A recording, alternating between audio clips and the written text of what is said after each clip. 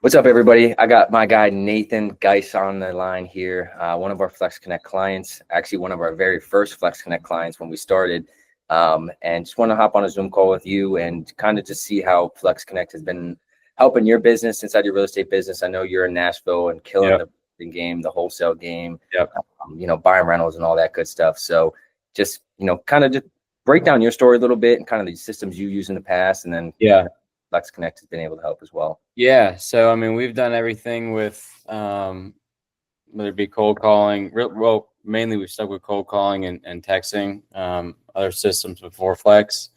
We've done real estate full-time for a little over 2 years. So just kind of dipping into rentals and stuff when I had a W-2, I say we, my brother and I, when we had W-2 jobs, and we just kind of dropped everything one day and sent it. Kind of got connected with some people in Nashville who kind of helped us decide, like, okay, these are the systems you should try, but they're kind of, the basic things at the time. And once we started figuring out, all right, we're spending too much money here, we need to spend more money here, we're not seeing, the return on the investment on this marketing here, just kind of wasn't exactly what we were looking for. When we met Gabe, actually through one of my investments in St. Pete and Tampa, is one of Gabe's partners, Jake.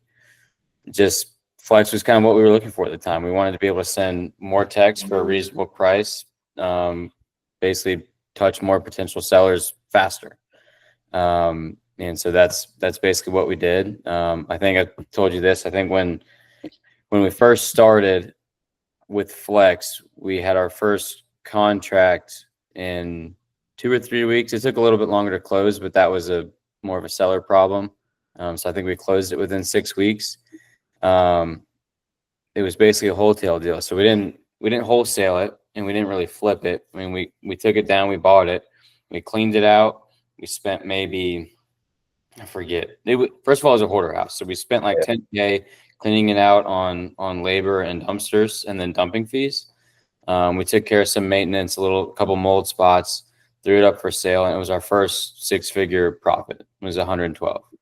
And so after that, we just kind of we've loaded up on leads. We've missed some on our end because they're like literally there was so many where we kind of got lazy and weren't prepared to take care of them the right way. So that's something that we focused on the last 6 months. Is okay, now that we have leads, now that we've generated leads, like how do we stay on them? Which is now something that Flex has helped with by adding the kind of the automated follow-up feature. So if I forget, the system's already sending it out. So that's something that's helped us a lot, as almost like a reminder. But it's been good, man. It's been super helpful. The system itself helps us stay organized, which is something I'm not good at. It's something more my brother's good at. Yeah. But I'm not. And so for me personally, that's been helpful. Now, what's your structure currently look like in Flex? Like, how are you running your company with VAs? Yeah. So we've had as many as 5 VAs. Again, this is going back to the last couple of years. So we've tried to figure out, what is the best for us and who do we want spending time where.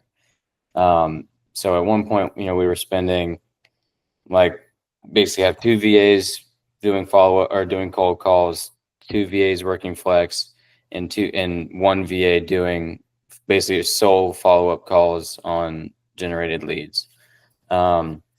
We've since just brought it down to 2, basically the 2 best ones, and they're solely on Flex. They're responsible for their own leads. They're running everything, and they get to the point, basically they're information gatherers plus a little bit more. So we're not comfortable yet with them going out and making offers and being accurate with it, but we're getting close to that point, right? So we basically get them to get all the information, have meaningful conversations, create at least a little bit of rapport with that seller.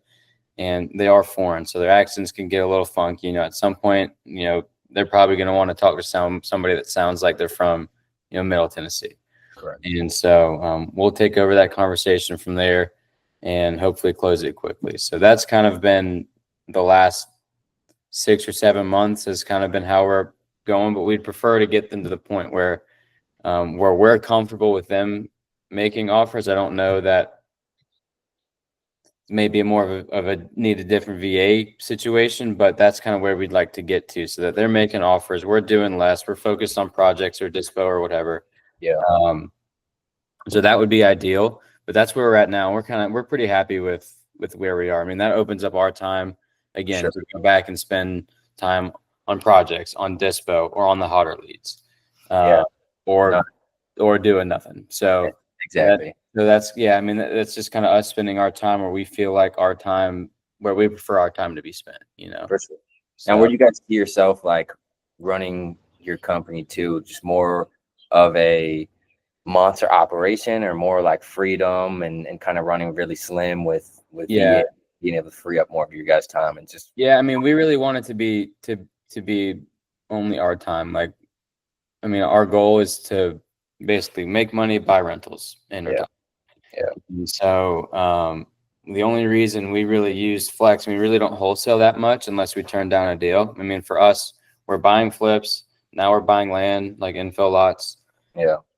And so that's our target, is make that money, reinvest it into our business so we can afford to continue marketing, Yep. or invest it into flips and rentals. And so Oh yeah. we don't really want, on our side, we don't want it to be a giant wholesale operation. For sure. That's our goal, right? Our goal isn't a giant wholesale operation. Our goal is make money through flips, through new construction, find bigger paydays, buy more rentals faster, retire earlier. Oh yeah. Now there are people who, you know, we even know around here, their goal is a giant wholesale operation. Yeah. And they want to build a business that they can sell. Yeah. And so I get that too. I mean, I can't sell our flip business because it's us. For sure. Somebody who stabilizes a wholesale operation, that's something you can sell. I mean, that can be a 7-figure sale. For sure. But that's not our. That's not your operation. Yeah. No, that makes sense. Now, as far as the people watching this and the people that will watch this on YouTube or Instagram, wherever it's at, like what, you know, obviously you're buying rental properties. You know, what are the markets you're buying in and actively buying in, and how can people get in touch with you to send you some deals if they have anything? Yeah. So, I mean, we're kind of targeting, I used to do more of an Airbnb style, and I felt like the market the last few years, I mean, unless you had a lot more money on hand to build just a badass, you know, huge house, Yeah.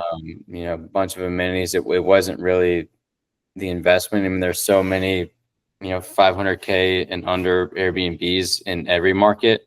Yeah.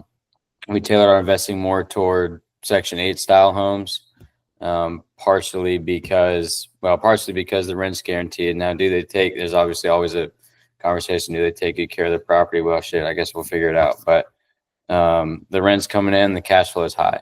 So we kind of tailored our investment strategy kind of to the Midwest, St. Louis, Kansas City. We'll do looking a little bit in Jackson, Mississippi. Haven't bought there yet. Would look in Detroit. So kind of all those areas where kind of Section 8 homes are needed. Yeah. We're able to buy in at a lower price, so we're able to buy more often versus saving up for an Airbnb that's going to be a 6-figure investment like that. Basically, 6-figure investment on your down payment and 6-figure investment on your furniture, your furnishings, and you know, can kind of fluctuate with kind of how the market changes. So even at higher interest rates, we've seen good returns on the Section 8, and that's kind of been our bread and butter, at least this year, which we've used flex to source off-market deals in St. Louis there too. Nice. Which is good. I mean, there's a lot of people up there that have portfolio. I mean, ideally, we'd love to grab a portfolio from someone. Haven't yet, but that's the way to do it. Sure. Yeah, that's kind of where we're working toward. And as far as land, are you just buying infill lots over anywhere in Nashville, or is it? Yeah, I mean, we're looking at really Davidson County, which is the county Nashville's in, and then Rutherford's more specifically Murfreesboro, which is another kind of, it's probably 40 minutes outside of Nashville. There's a university there, MTSU, and it's a really growing. I mean, faster Nashville grows, right? Everything else around it's going to grow with it, and Murfreesboro kind of the next biggest place outside of town. And we like that market there too. It's growing fast. Solid. Yeah. And if people have any deals in those areas that they want to send you, how can they reach out to you and get a hold of you? Instagram is probably the easiest way. I mean, we're on it pretty regularly. Geis Brothers Real Estate. We'll put a tag in here somewhere people y'all can find it. We post just kind of stuff we're looking for, or just general kind of behind the scenes of what we've got going on. So I think we're a decent follow anyway, but if you come across something, DM it. We're probably checking it twice a day at least. So just send stuff over if you find them. Oh yeah, bro. Yeah, man. Dude, I appreciate you hopping on, and then we'll wrap up any other questions on Flex and call it a day, dude. But I appreciate you hopping on, and yeah, dude. Yeah, dude. People will start reaching out. Hopefully, get some deals from this. Let's do it. Oh yeah, bro.